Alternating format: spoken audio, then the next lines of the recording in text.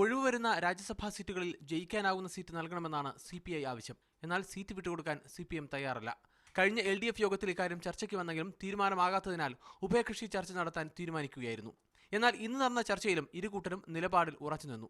രാജ്യസഭാ seat എന്ന ആവശ്യത്തിൽ നിന്ന് പിന്നോട്ട് പോയിട്ടില്ലെന്നും ചർച്ചകൾ തുടരുമെന്നും CPI സെക്രട്ടറി കാനം രാജേന്ദ്രൻ അറിയിച്ചു. ചർച്ച തുടരും എന്നുള്ളതാണ് പറയാ. തുടരേണ്ട കാര്യമില്ല. ഞങ്ങൾ പിന്നോട്ട് പോയാലും അവർ പിന്നോട്ട് പോയാലും ചർച്ച തുടരും. കൂടുതൽ നിയമസഭാ സീറ്റുകളും CPI ആവശ്യപ്പെട്ടിരുന്നു. RSP മുന്നണി വിട്ടതുപോലും ഒഴിവന്ന 3 സീറ്റുകൾ വേണമെന്നാണ് അവരുടെ ആവശ്യം. 2 എണ്ണമെങ്കിലും നൽകി CPIയെ അനുനയിപ്പിക്കാനാണ് CPM ആലോചിക്കുന്നത്. കൂടുതൽ സീറ്റുകൾ ലഭിച്ചാൽ രാജ്യസഭാ സീറ്റ് എന്ന ആവശ്യത്തിൽ നിന്ന് CPI പിന്മാറിയേക്കുമെന്നാണ് സൂചന. നിയമസഭാ സീറ്റുകളിൽ ചിലത് വെച്ചുമാറുന്നതിനും CPI ആഗ്രഹം പ്രകടിപ്പിച്ചിരുന്നെങ്കിലും ഇക്കാര്യത്തിലും അന്തിമ തീരുമാനം ആയിട്ടില്ല. മാർച്ച് 10-നാണ് അടുത്ത LDF യോഗം. മീഡിയ 1 തിരുവനന്തപുരം.